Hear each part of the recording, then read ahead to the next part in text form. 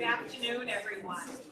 Thank you for saying yes to joining me in this year's first town hall meeting of academic year 2023-2024. This is the first of, I hope, 4 to 5 town hall meetings that we will hold throughout this upcoming year. Before I begin, I'd like us to take a moment to reflect on the turmoil in the world today. The images are undeniably distressing, and I'm certain, like me, you are fervently hoping for a resolution that can bring lasting peace to these troubled regions. Thank you. During my opening day remarks, I said I believed the college was at an inflection point. What I meant by this was that the college could decide to stick with the status quo, or we could aspire to a new level of excellence. By excellence, I'm talking about our enrollment strategy, increasing our students' opportunity to come and join us, retaining our students, providing excellent instruction, and supporting our students on their journey towards graduation onto a 4-year college degree or into the workforce. I believe these aspirations are within our reach, but it will take all of us to come together and strive towards those goals. Today, I'm joined by Vice Presidents LaPointe and Sullivan and Associate Vice President Amy Kasserich. Our focus for this town hall will be 2 topic areas. First is enrollment and an update on a new orientation program. And I see Joanne Galliano here, and I say thank you very much, Joanne. And I want to thank everyone in the audience, faculty and staff alike, who advocated strongly, along with Joanne, that we reimagine how we welcome our students into the college each semester. Vice President LaPointe will have, I think, a very exciting update for you on that. Associate Vice President Kasserich will talk about our enrollment status as it stands today, and she also will address some of the challenges that we as a college and all community colleges are facing when it comes to enrollment. As many of you know, the community college space took a very strong hit during the pandemic. Average 16% decline in enrollment. So it will become very, very important for us to know where our challenges are, come up with solutions as to how we address those challenges. And there's something for each one of us to do in order to make this enrollment achievement goal a reality. In addition to Vice President LaPointe and Associate Vice President Kasserich, we will also hear from our Vice President for Finance, Rich Sullivan. And Rich is going to talk about the process for our fiscal year 25 budget, which is underway. And I can tell you, I could have no better partner than Vice President Sullivan to teach me all the ins and outs of managing a budget for an institution this size. As you know, I assumed my duties on September 1st, and I will admit I have been drinking out of the proverbial fire hose for the past 6 weeks, but it has been wonderful. And I want to thank each and every one of you for your support along the way. Vice President Sullivan will review the process for the budget development. As usual, the state, the Office of Budget Management, provides each state agency with directions on how to prepare a budget for their institution or agency. They usually, and they did this year, ask for 3 versions of the budget. The first version is what we call a current service level version, and that would be inclusive of maintaining state appropriations at the same level except for cost of living rate raises and some unanticipated insurance increases that we have encountered in recent weeks. But Vice President Sullivan will go into more detail with that. The second version is what is called a constrained version of the budget, and that is a budget that they have asked us and all state agencies to project what it would look like if the state needed to ask us to reduce our state appropriations by 5%. And again, Vice President Sullivan will walk us all through what that would look like. And then finally, the unconstrained budget, which we hope to spend a little bit more time on than the other two. And this is the budget that we are invited to submit that identifies what are the needs of the institution to operate at an optimal level. And they must be aligned if we are going to do this. And we were asked to minimize any new initiatives. But if we are to submit new initiatives, they must align with Governor McKee's priorities. And in the academic space, those priorities include reaching a 70% attainment goal for credentials by the year 2030. Now that means both academic and workforce credentials for post-secondary eligible Rhode Island residents. We currently sit at 52% statewide.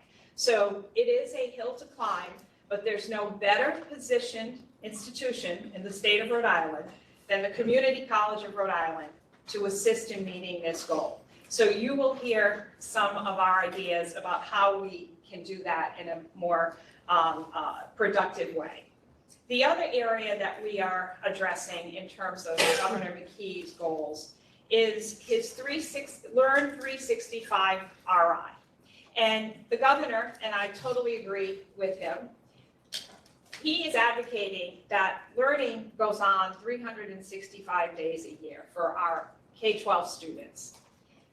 Where we fit in here, and we've been doing this for many years as I look at my colleagues in academic affairs and in workforce, is through supporting our school districts with boot camps, weekend boot camps, summer boot camps in math and English language arts, and increasing the number of early college. And as you will see, both through the budget presentation and through the enrollment presentation, we have over 800 duly enrolled college, early college students here at CCRI. We're looking to increase those opportunities to all districts within the state. We are ready and willing and able to meet our students where they are and when they arrive. And at this point, I am going to turn it over to Vice President, or Associate Vice President Amy Kastrick and Vice President Greg LaPointe to talk about our fall enrollment and orientation update. Before I do that, I will just say that at the end, I'm happy to take questions and answers. And thank you, Amy Kemp, for manning the projector here. And I'm going to turn it now over to the experts in these two areas. So, Greg and Amy? Yeah, certainly. So Amy and I will tag team this one. You can go to the next slide. So we have, 6 slides. The first two are kind of just the numbers Amy will walk through. And then I'll walk through 3 key priorities, definitely for the division, but I hope as a focus area for the institution. And then we'll dive into the work that a bunch of folks in this room and virtually did around new student orientation. So with that, I'll turn it over to Amy. Sure. Good afternoon, everyone. I want to share our current fall enrollment status and picture for you. You can always see that, Rosemary referenced it earlier, our hit that we took in enrollment during the pandemic. And we have been thankful to be facing steady increases in the last few terms. I think this is our 6th term over term enrollment increase. So we are very fortunate to be experiencing that based on all of our collective work and strategizing and really hustle, which we'll talk about. But certainly nationally, that is exceeding a lot of our national colleagues in our space. So very happy to see the gains continuing. But you can also see where we're at today versus where we were earlier in the term on September 12th. We had hit our peak enrollment at that point of 13,187, which was very exciting. But due to all of the challenges our students face, which we are all aware of, navigating the verification of enrollment, the drop for non-payment challenges, certainly, needing to get that financial aid SAP appeal in, that we see the declines or the dips in our enrollment as we go forward. And with our late start term starting last week, we were able to recover some of that and enable our students to kind of get back on track with their enrollment goals for the semester. And so now this is such a critical week for securing our fall enrollment. When you think about right now, we're in the verification of enrollment period, started yesterday, goes through tomorrow, where I know there's so much work happening with everyone supporting students with outreach, really successful work from the verification of enrollment team led by Jude Tomasino and Kathy Tessier. A lot of work. It was a cross college endeavor, and it continues. We continue to improve on how we can help students navigate the verification of enrollment processes with all of the work we're doing with messaging and outreach and just support and helping them understand how to demonstrate that they're academically engaged. So thank you to everyone for that. We also are rolling right up to our drop for non-payment, October 13th, where there's so much work by all, again, to try and make sure students are navigating that, understanding how they can manage that payment, whether it's financial aid related, payment plan. So we know that will also continue to impact our enrollment. We budgeted, our budget is based on enrollment this fall of 12,750. And given what you're seeing here, where we're at today at 12,679, and certainly these challenges ahead, we will most likely not hit that budget number. And I know we'll talk further about that, but that's kind of where we're at. And then rolling up to the all-important census, that snapshot freeze enrollment date, which is coming this weekend on October 15th. So that's where we're at today. And I'm ready for the next slide. Thank you. Thank you. All righty. I think it looks like, yep, sure. So actually, the next slide, we're just going to talk about really what happens in our community college space. It's a great, there we go. It's a great visual to show what we're talking about with that real hustle to help serve our students that want to be here this semester and every semester. So our average weekly registration activity is kind of laid out there for you.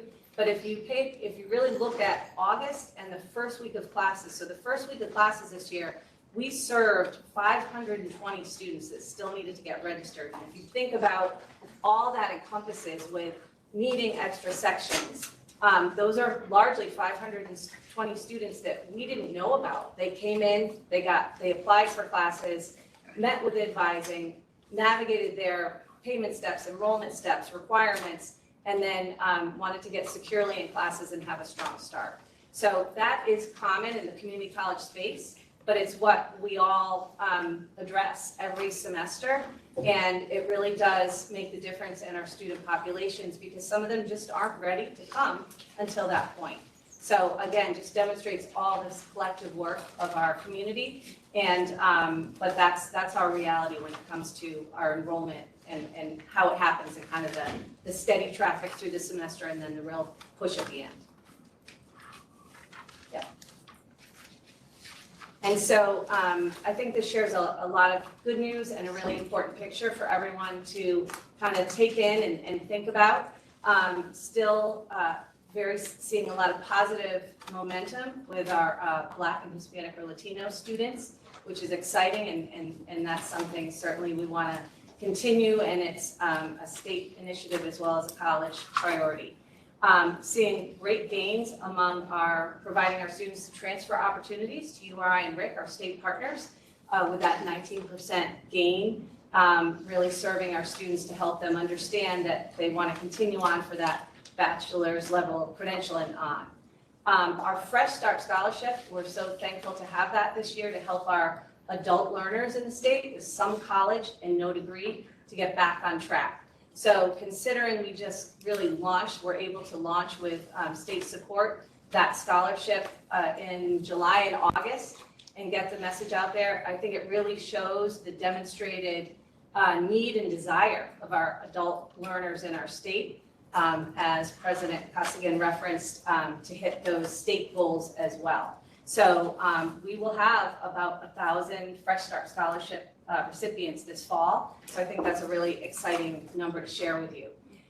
Early college also referenced, we have a significant increase from last year, and we hope to continue to expand those early college opportunities for our students. And we know that those successes can contribute to better high school graduation rates, certainly better college attainment rates, and helping students as early on as possible understand they can be a college student and what that looks like, and having that really impactful experience. Our Promise cohort continues to grow and do well. So that's about where we're at for Promise at this time. Still managing those enrollment steps for many. And then our FAFSA percentage, which is so important, making sure all students take advantage of filing their FAFSA and finding out what support is available to them, is at 84% right now, which we're excited about. I'll just make a quick comment on that we continue to see some reduced numbers in numbers of male students among our enrollment population.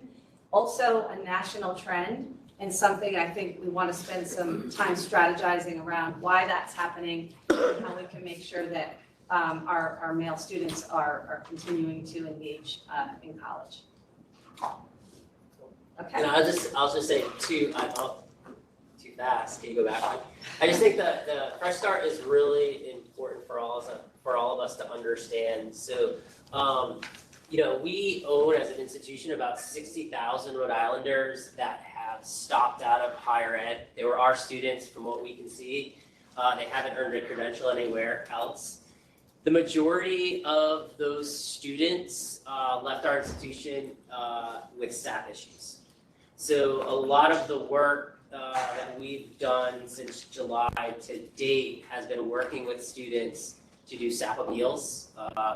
And so that's something that we're just going to really have to, as collectively as an institution, think about what are we going to do to make the situation different, because essentially what this scholarship is really doing is trying to get those students that left us unfortunately poor satisfactory academic progress, trying to get them back into the college and ultimately completing a credential.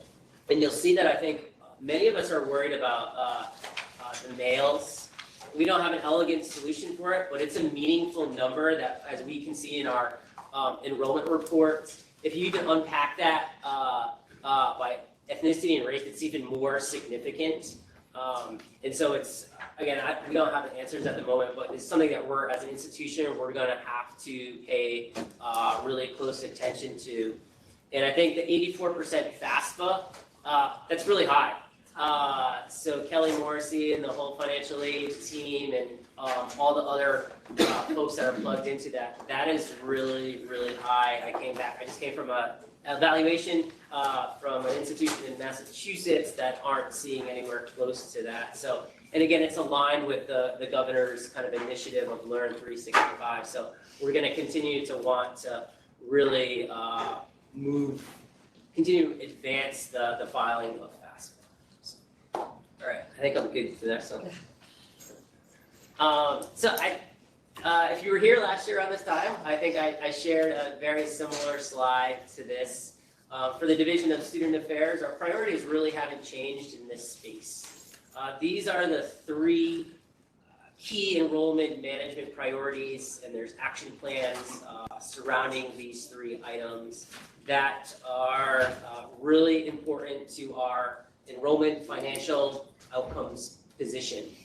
I think Rich is going to talk to the implications of that. The budget was $750. So we're not going to hit 750. We'll be short easily a couple hundred students of that, even with all the hustle that I know we're doing in the moment today in the next couple of days. But verification enrollment, I just think it's really, everyone should understand that you can see our high point was over 13,000. That has vanished over the last couple of weeks. One, because of the verification of enrollment. There were 1,413 students. That, man, they did all the work to get registered. And I'd like to think that every day we are enhancing, improving our process, but there's a lot of work for a student, for a family to get registered, to come to campus, to meet with an advisor, to work on FAFSA, et cetera. 413 students are not here today. This is the next item. This is where I believe, as an institution, we got it wrong. So we dropped 413 students, reaching back out with them, whether we reached out to them or they reached out to us once they were dropped. 192 students said, hey, I'm here. I want to be part of it, part of in CCR this fall. And so that's a big number, and that's all manual. What keeps me up at night as I talk with the division is that our technology infrastructure. All 192 students, that is a manual process all the way from the faculty member to our records team to get them back enrolled. And so we do, Jude's running point on our verification and enrollment action plan, because every semester we want to see incremental improvement in this area. The next is around drop for non-payment. We had our big drop for non-payment earlier in the month. We dropped 377 students due to drop for non-payment. It's a lot of money. That was $760,000 that kind of just vanished with that drop for non-payment. And I did, I think last year I was pretty transparent. We do actually hold students. This process cannot be black and white. We would be a much smaller institution if we did that. But right now, we had made a calculated kind of assessment of 605 students they're working through their way with FAFSA. Maybe they needed a signature, et cetera. So we are managing financial aid is managing 605 students from when this drop happened to the end of the semester. And typically last year, we have a really good recovery rate. We basically are able to get all 605 where they need to be by the end of the semester. But it's something that everyone needs to understand. I would love to be able to have a nice black and white process, but these are big numbers for an institution like us. And then there's a whole cross-functional task force, kind of led by Dennis, the CIO, or you have? Yeah, Dennis and team. There's financial aid, Bursar folks. This is a technology solve. Next fall, we need to actually have a technology solve for the drop for non-payment. It is super manual. The thousands of students that we are managing, they're a promise student, but they didn't do their attestation, or we don't have their high school transcripts. Technically, I can't cohort them or award them aid until I have that. And so that is all manual being done by spreadsheets. That has to change, or we're going to kind of be in the same situation we are today. So I'm super excited with that team that's come together to build a solution that will make the process much more easy and in real time for us to manage. And then the last piece is around satisfactory academic progress. And this is a really big number. So last year, 1/3 of the students that were with us didn't meet satisfactory academic progress. That's 3,400 Rhode Islanders. If we don't do something, they will not be returning to our college. There's just not enough Rhode Islanders. We're not a national brand. We're not looking to enroll Californians and so on. That is a lot of students. And you can see over the last year, we've tried to stand up some supports to help the cause. Between June and to date, we've done 1,601 SAP appeals. That's $2.4 million. That if we don't begin to account for this, better account for it and control it, and you can see 1,601 is not 3,457. We will be a much smaller institution, but I'm super confident. We have Nagla, Basma has just joined the team. The advising staff is now really integrated with the SAP work. But it's something that we are really going to have to pay attention to both inside the classroom and outside the classroom. So again, I'm super optimistic about where we are, where we're going. We will see improvements every semester, but these are 3 things that really keep us up. And it is why sometimes often people are talking about, why can't we just make a nice clean cut black and white decision about drop for non-payment or SAP? These are the reasons. Our numbers are just so big and it will have a meaningful impact on people. So comfortable there. All right, so I think we're good. All right, so much a better topic, more lively topic. So I am super proud of what a group of folks in this, virtually and around this table, put together over the last year. And we had different people plug into this work as they joined the institution and so on. But this work actually came about, they're gonna be really mad that I called them out, but their two advisors, Callie and Kaylee, came to me back in the summer and said, hey, based on my experience, I'd like to see if what we could do in terms of redesigning, revamping student orientation. And then there's a committee that kind of began to work together, Christine, Jonathan, Joanne, Gloria, Amanda, who's not with us anymore, and we plugged into both the Faculty Senate Student Success Committee and the Staff Assembly Student Success Committee, and we're able to put on a pretty total revamped, redesigned new student orientation, and the numbers were huge, and the feedback that we received is huge. So those are a couple of pictures from the event, but I'm super grateful for the folks that said, hey, I want to make something different. This is, it came from groups that aren't necessarily tied to student engagement, advising, and so on. So next slide, please. And Jonathan, you have all the details, so if I miss something, please say, please step in. But here are some of the numbers that Jonathan and team and Christine shared with me. Over 1,000 students participated in our new student orientation over the summer. We are committed to one CCRI, so we did it on every campus. And really strong participation from faculty and staff. And I can tell you, being at some of these events, students felt kind of the love that we have for them and a sense of belonging. So I'm really proud about that. We had student leaders involved and we had alumni engaged in the process as well. But I want everyone to know, that's $22K just to do that. Okay, so I think it's important, kind of what are some of these things costs as we're trying to be like some of the big brands. I want them to have just an exceptional experience as students that go to URI, within reason. And then, so what's coming up in the future? I'm super excited. Based on Jonathan, Christine, and others, we're actually going to be doing this in the spring. So it's going to be for new students that are coming to us in the spring, but also for continuing students. We actually, I think we made a mistake in one of our communications, and we sent it out to a lot of other people, but we had a lot of continuing students come, and they were really surprised about like some of the processes and procedures and so on. So we're going to do that. And so we've already secured the dates, January 4th, 9, 11, 18. I'll be on each campus again.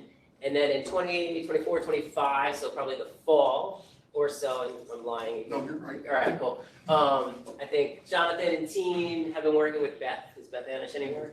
Yeah, Beth. Yeah, so there's going to be a whole revamped, redesigned online edition of orientation. So I think really two really positive initiatives moving forward, and I know every semester will incrementally make more improvements. So really positive there. And then I think my last slide is I figured you kind of want to know a flavor of what the revamped orientation looked like. So you can see June, July, August sessions, 9 to 4. I believe some of the improvements are there'll probably be a 4-hour session now. I got that right? Okay. A little bit CCI 101. What I was intrigued by was like they actually had video tips from faculty and students about, hey, these are some of the things you might want to know about and figure out as you're coming on board. We went through all the key pieces of technologies and processes, everything from Blackboard to student conduct to financial aid, resource tables around JAA, EOC, mental health resources, et cetera. They did have the opportunity to meet with an advisor and get kind of registered, lunch with Pathway faculty and alumni in those fields, campus tours, and then I guess there was a scavenger hunt that I did not participate in, and a prize giveaway. So Did I miss anything out, team, that I should have? All right, sold. So hopefully that's helpful. I know this was top of mind for a lot of folks last year, but it was one of our action plans as a division, and I'm really excited to where we are and where we're going to be in this coming year. So I'll take questions, or are we going to wait till then? I think we'll wait till the end, and we're going to transition over to Vice President Sullivan. But some takeaways I hope that you all agree with me on. We can do more in recruiting male students. Early college we want to expand, and returning adult students.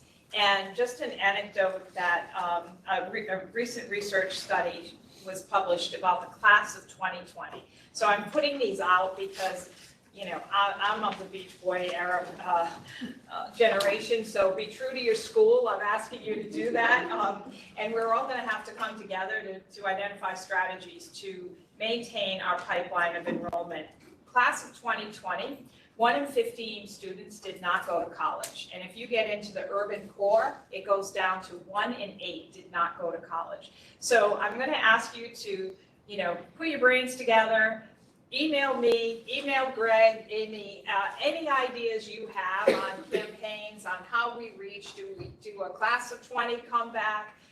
But these are the groups that we absolutely need to be focusing on if we are going to keep the enrollment where it needs to be and serve Rhode Islanders. And I don't have to tell you again that there is an enrollment that some call cliff in terms of the birth rate from 2008 into 2012 following from the financial downturn of 2008.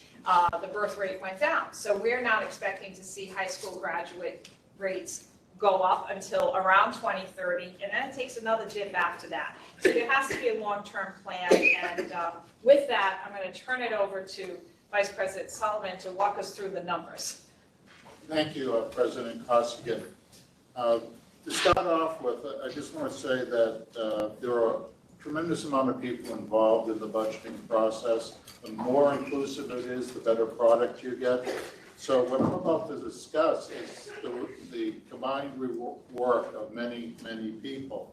But before I begin, I'd like to thank one person in particular, Anne-Marie McMahon, who's with us. She's our Director of Budgeting and Financial Analysis. Her many years of experience with CCRI, 17, I believe, and many more years with the state, we relied on to guide us through this process. I've been in higher education for a long time, but I'm new to Rhode Island governmental procedures. So they're complex, and thank you very much, Anne-Marie, for guiding us all. A budget is really assigning numbers to an operational plan. So the key to budgeting, in my opinion, is understanding what we want to do operationally. So what Vice President LaPointe, what Associate Vice President Kasaric and President Costigan are referring to are the basis for our budgeting. And it's important that we understand where we want to go, how we want to get there, and then we translate that into numbers. So with that, as President Costigan mentioned, the state requires us to prepare 3 versions of our operating budget. And now this is for fiscal 25, which begins July 1st of 24. So we're barely into fiscal 24, and we're already having to come up with 3 budgets, or if we include the capital budget that we'll talk about, for a fiscal year that begins in about 9 months from now. So the first budget, as President Costigan mentioned, is the current service level. This is supposed to be the budget that allows us to keep doing what we're doing. The state generously provides us with a target state appropriation as part of this. However, their appropriation that they targeted for us was missing a couple major items. In particular, didn't have the collectively bargained salary adjustments in it. So Anne Marie led us through, what was in the detail, and we all agreed that we need to present our budget, and she's already discussed this with the state budget office, to include about $1.75 million in our current service level to cover all of those cost of living adjustments. And we had the unfortunate experience in budgeting or in securing property insurance for CCRI for this year. It went from $200,000 to $600,000. So that's, and other insurances went up too. So that's just trying to do business as usual. So we've included that in our request. We don't know, the state budget office knows it's coming, but it now has to make it through the approval process.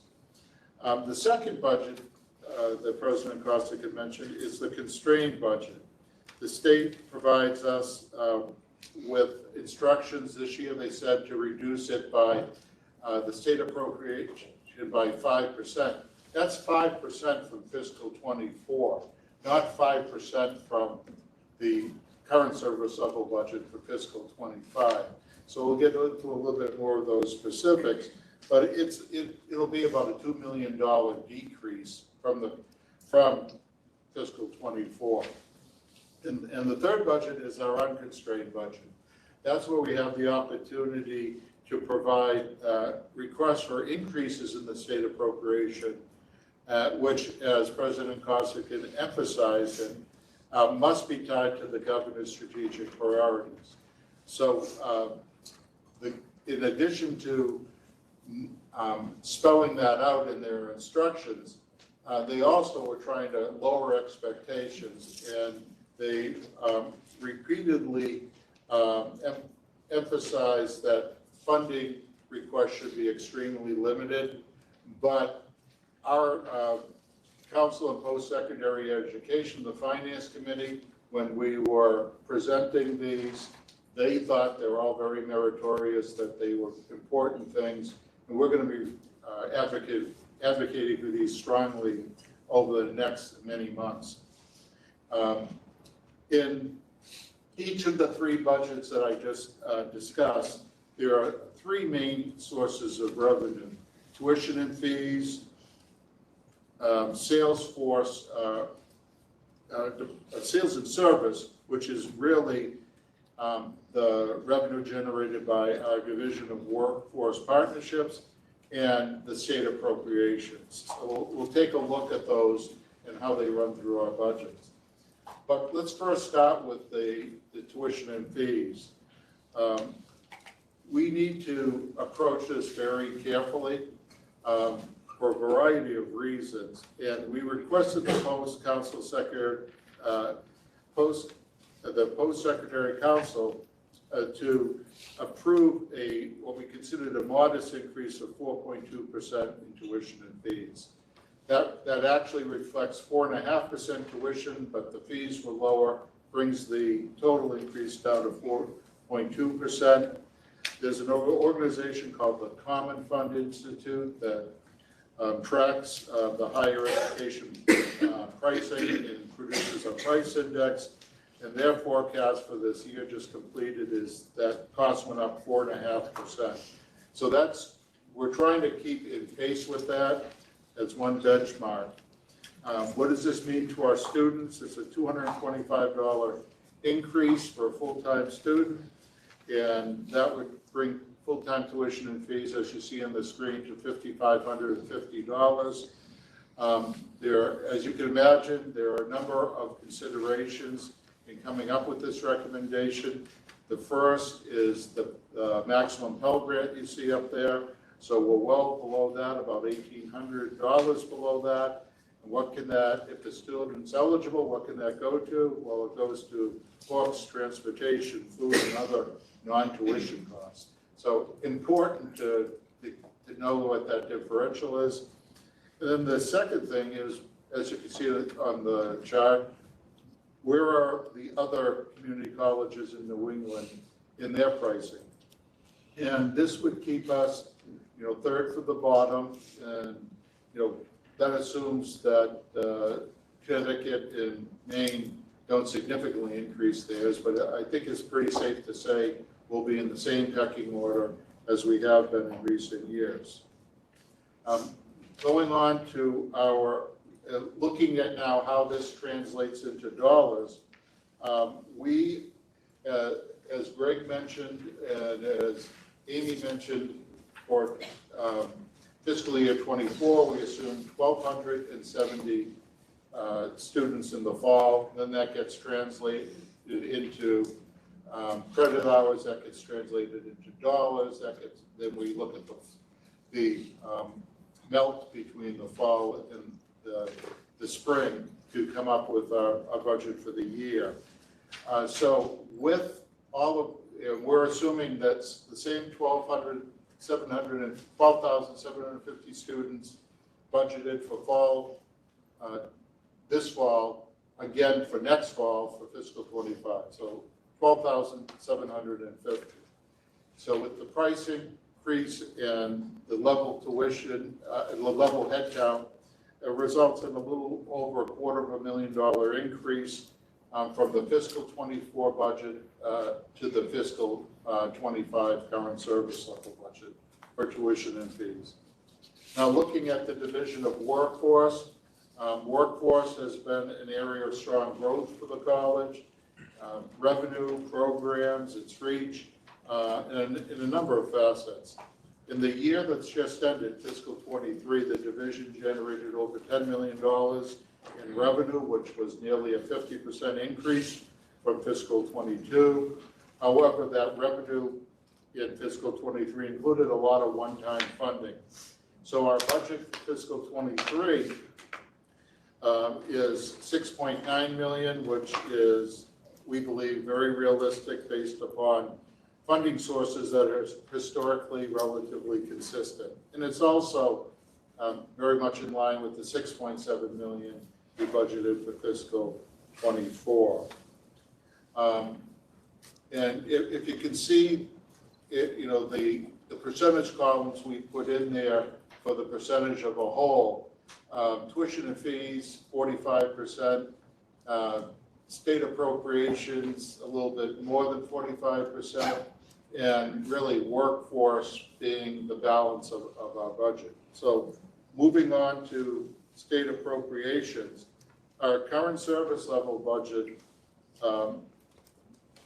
reflects a $2.4 million increase in our state appropriations.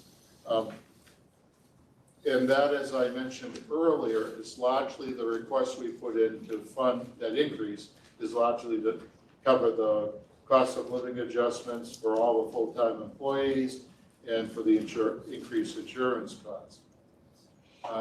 So with that, that's the bulk of our current service level budget. Moving on to the constrained budget. This is where the state asked us to operate under that 5% constraint. Again, that was $2 million reduction from fiscal 24, which is nearly a $4.5 million reduction from the current service level budget. So that would significantly constrain us. How did we respond to that? Because we need to present a balanced budget to the state. You'll see in the column, the third from the right, our constrained budget.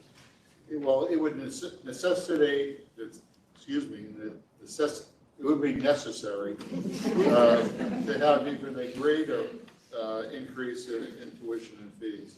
As I mentioned, 4.5% tuition increase yielded a 4.2% tuition and fees increase. That tuition increase would need to go from 4.5% to something like 7.5%. And that would hopefully generate about $1.6 million. This would still leave us, if we remember back to that chart, still leave us well below the Pell maximum. So providing additional funds for those students for non-tuition costs. And it would also keep us in the same pecking order. But it would also very necessarily put more pressure on what we consider position float. Position float is if we had the amount of positions that are open at the college. Some positions go back many years open that people aren't necessarily expecting to fill it anytime soon. But they also include a lot of very important positions that we're actively trying to fill or would like to fill if we have the opportunity. It would put more pressure on that, and we'd have to increase the float by $2.8 million. Now, it may be interesting to you to note that we presented our budget, the same thing you're seeing here, to the the Finance and Facilities Committee, subcommittee of the Post-Secondary Education Council. And Rhode Island College presented their constrained budget. And their response to it was to increase tuition from 3% to 10% and reduce their personnel costs by $2.8 million. So we have a very similar economic model, and that when such a significant portion of our revenue goes down, if you look at the expense area, 77%, even after the position float of our costs, are personnel expenses. The same thing for Rhode Island College. They're mainly a commuter school, so they have a similar economic profile. They had the similar response. Moving on to the unconstrained budget.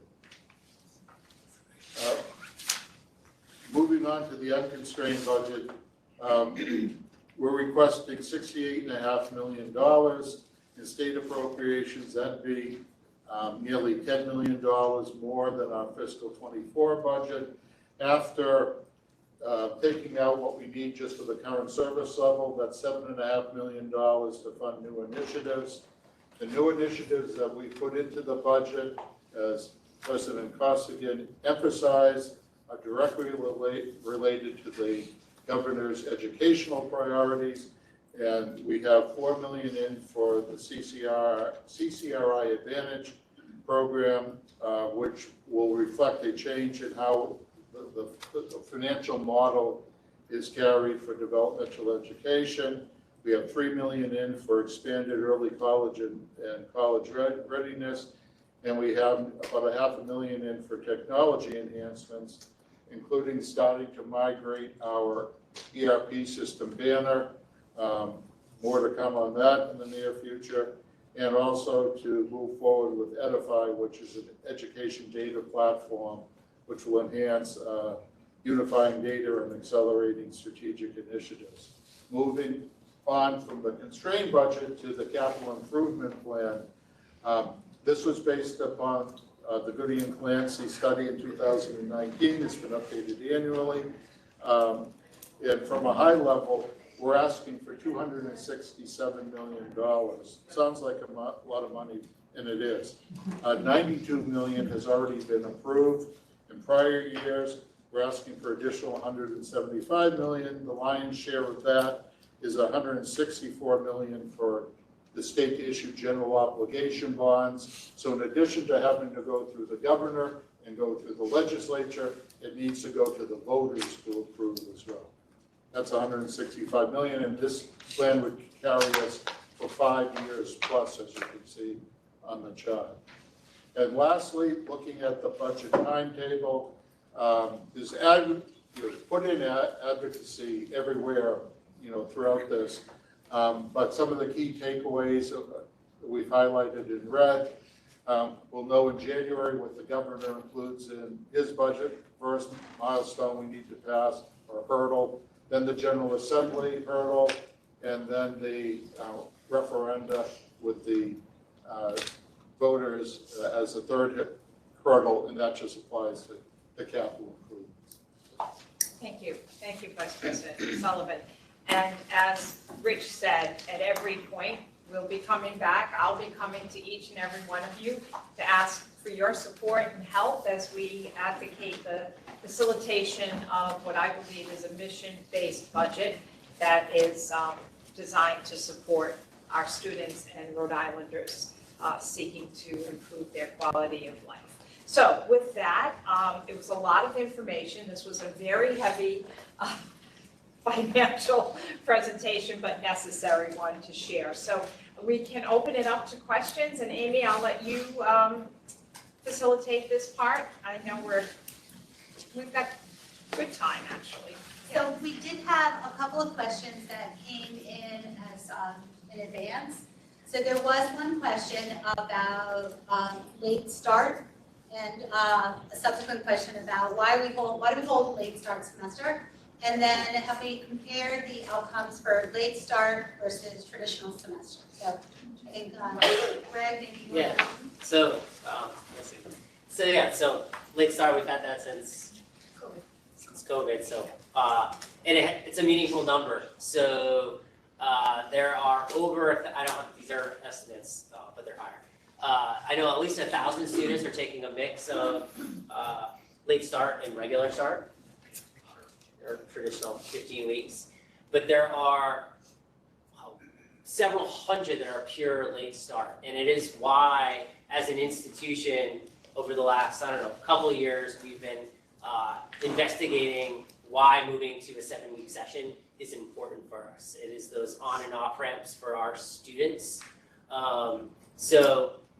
I don't know off the top, I don't know if that outcomes off the top. Well, of my I head. think I feel comfortable addressing this as a faculty background. So what we do know is, I think we have 5 or 6 iterations of the schedule. So there are multiple modality and lengths that we are, Kathy's right there, she can attest to accuracy, but there's at least 5 that we run 10 week, we run 11 week, we run 7.5 weeks, 5 weeks in some departments. So what we do know is that when you have multiple options and students are selecting these concurrently, it can be very challenging. So the 11th week, I don't think the outcomes have been all that we had hoped for. But what we do know is that when students come through the summer, we've looked at our intersession term in January, that study has been done. And actually, the less performing, successful performing schedule is actually a 15-week. That is where we have a lot of withdrawals and students not being successful. So what is the difference? The difference is that in a traditional 15-week semester, which is always going to be an option, so let me say that loud and clear, we will always have that as an option. It does require a student, if they're here full-time, to be taking 4 to 5 classes concurrently. And we know that can be challenging, especially as we went through the numbers of how our students, what the demographic breakdown is, et cetera. If parents are working, they have jobs, or even our traditional students coming in, they're working, having to take 5 courses can be really challenging. The 7-week advantage, and I'm not going to, litigate it here or speak to it where there's a group of faculty and staff who are looking at it right now. But what we do know is you're reducing the number of classes that a student has to take at one time. It makes it more manageable that they're not looking at 15 weeks. Many students get to week 5 or 6 in a semester. I'm going to give you a story right now of a young lady that I know that is a student here. And when I tell you, I worked with her all through her senior year, and there was not a more excited student coming in. She had her eye on medical school. I think she can still make it. Everything was great. And then she hit the wall last week. I get a frantic text from her mom that she's ready to leave the college. And, I went into mom mode myself, but basically said, let's get, and thank you to the advising team and Vice President Kasserich for, relaying the information to the people who can help her the best, but this is a common phenomenon, and this was a student who was well prepared, et cetera. She's come in, she's hit that 6-week mark, it seems overwhelming, she's a freshman, traditional undergraduate freshman. When you have a 7-week course, again, you're taking fewer courses, you have 7 weeks is manageable. You can see the light at the end of the tunnel. The other benefit of this is that in the event that a student must step out, they're not leaving with nothing. So if a student, something happens in their life that they need to stop their studies during a semester, if it's 15 weeks, they're walking away with 0 credits. If it happens and they are in a condensed course framework, they could leave with 6 credits if they get through the first 7 weeks. The other opportunity is we have many students that graduate Rhode Island high schools eligible for promise programs, and they have to enroll within 6 months of graduation. That does not take them into the spring semester because our classes don't begin until a week or 2 after that 6-month mark. Having an option to do a second term in the fall semester would allow us, again, to go out and really connect with those students that we can find them that have not enrolled. So I guess what I would say is we're offering all of these configurations. The recommendation is we give 2 options, and one of those being an option to do a condensed term. And obviously, with anything like this, we would be monitoring it very carefully.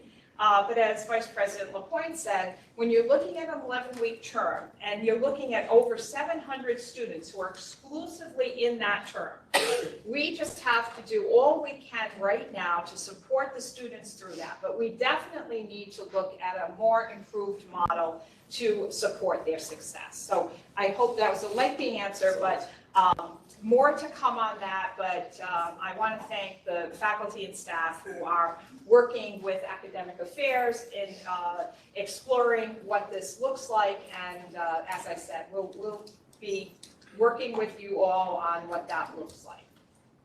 So we have a couple more questions from our virtual attendees. Now that Rhode Island College has the Hope Scholarship for students who are, now that Rhode Island College has the Hope Scholarship, are Rhode Island Promise students eligible to transfer in and you can go in? I think there's a lot of confusion over the 2 and how they work. No. They cannot. No, so so if you're a high school student, Rhode Island graduating, you have to make a choice. Your choice is to, I like our value proposition better, but you have to make a choice in the moment, and the choice is to come to us for 2 years. Hopefully I slot you in a JA program, you do well here, and I can get you over to Rhode Island College with a tuition discount and all that. Or the student needs to decide that, hey, I think I got this. I have 2 years to meet that benchmark at, and a lot can go wrong in 2 years, but so 2 years, and then they would get the last 2 years free at Rhode Island College. And also, their criteria is exactly the same as ours. Right. They have to have 2.5, they have to accumulate 60 credits, and they have to be on track to graduate in 4 years. So it is a high bar in some cases, and we're a promise. Yeah. And I'll just say for all of us, it is something that we must pay attention to. And I think there is a team of us that are kind of figuring out how do we best inform students and families about the options. And obviously, I think our value proposition is stronger. This probably stays in this room or in the college, but It's already out. yeah. But yeah, it's something that we have to pay attention to because it could have a meaningful impact next fall. Thanks. And we have one other question here. So, and I think this would be for Greg and Amy and President Costigan. What are the maybe top 3 ways that all of us can support higher retention? So, what can we all do to keep students enrolled year after year?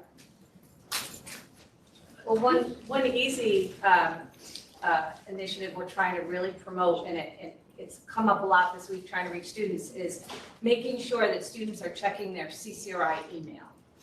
Students that I know our advisors and others were reaching out to yesterday that didn't understand that their late start course started. Of course, we had sent emails about verification of enrollment and start times.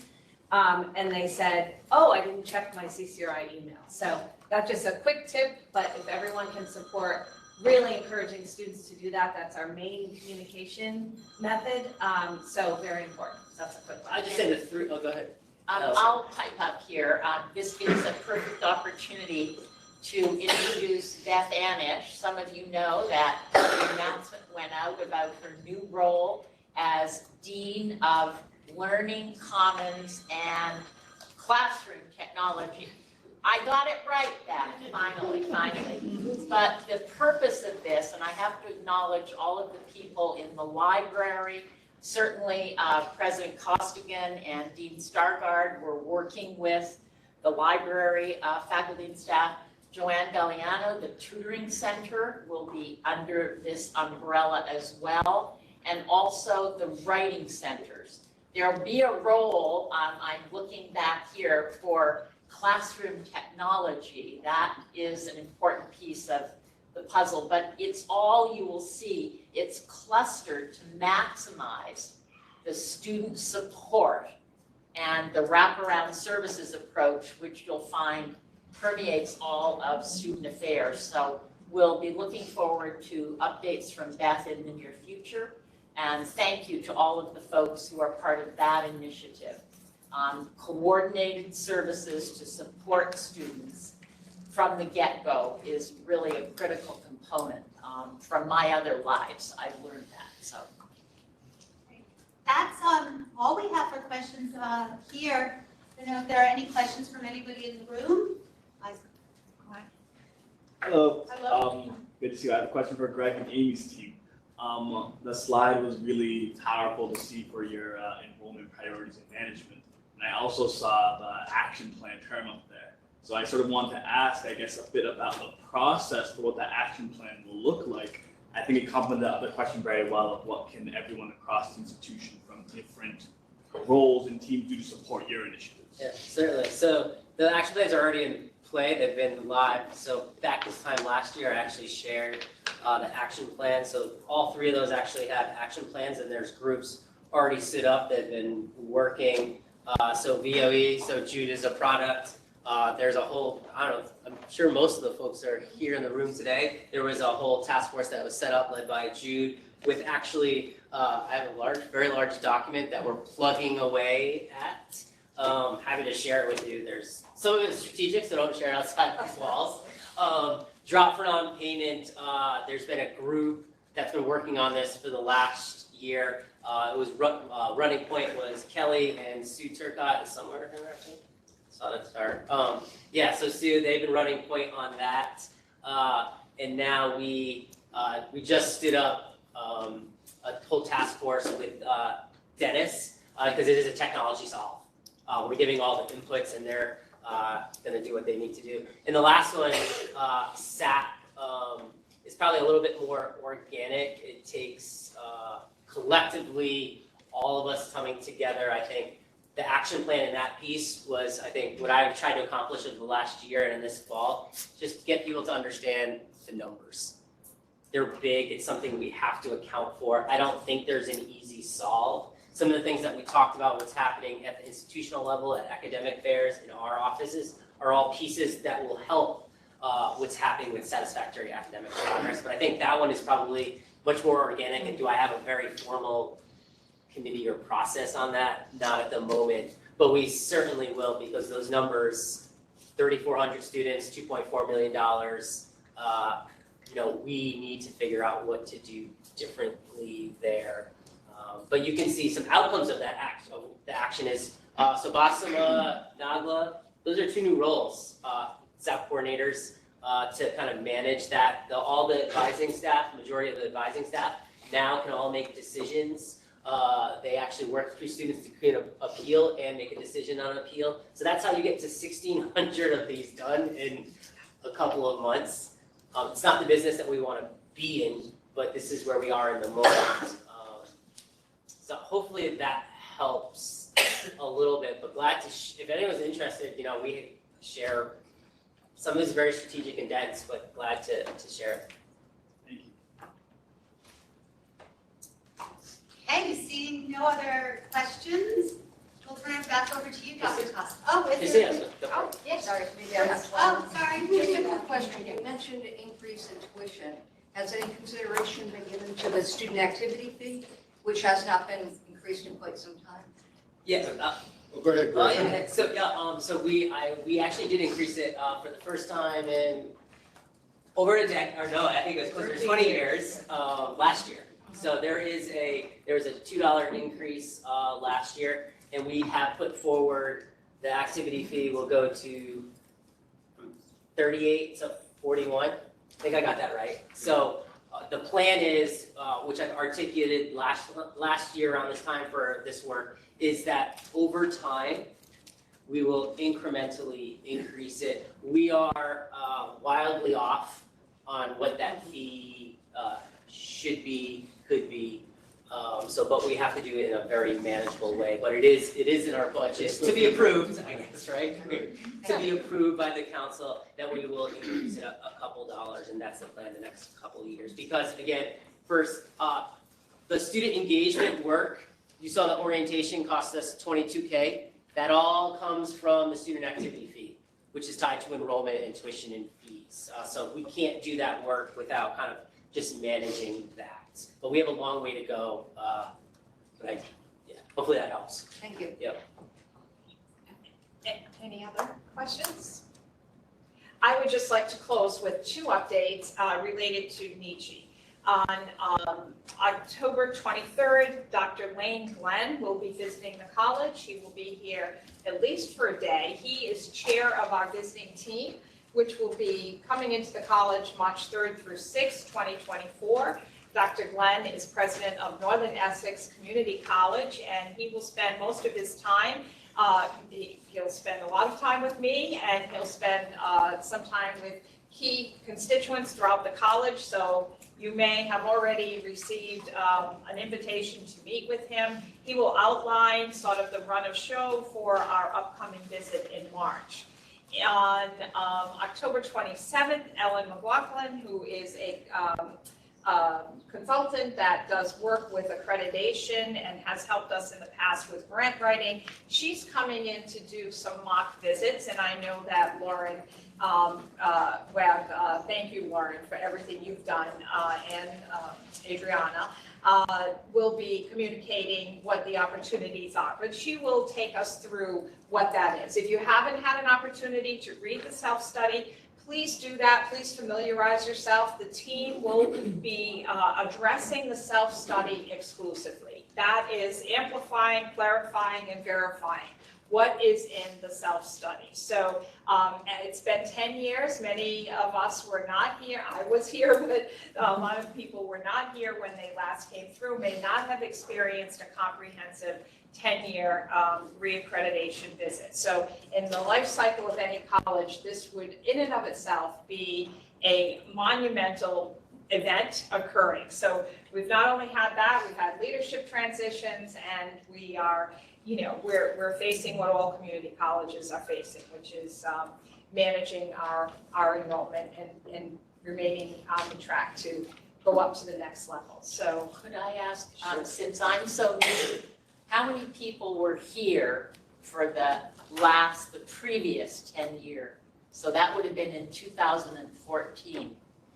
Oh, how interesting. Not Yes. very many people. pretty good. Yeah. Well, it is, but still. no, It's There's a lot that have not been here. exactly. And please know that many of your deans, vice presidents, myself, we've all served on visiting teams to other institutions that have gone under. We conduct the visits in other institutions. So, it's a great opportunity for us to highlight the progress that we've made over the past 10 years. And we have made significant progress, and we will continue to do it. And I just want to thank each and every one of you, not only for welcoming me into this new role and supporting me, but also for all the work you do every day on behalf of our students. So I look forward to our next meeting, and enjoy this nice fall weather. I wish I could say the Red Sox are going to win the World Series. I can't. On to the Bruins. I'm not mentioning the Patriots.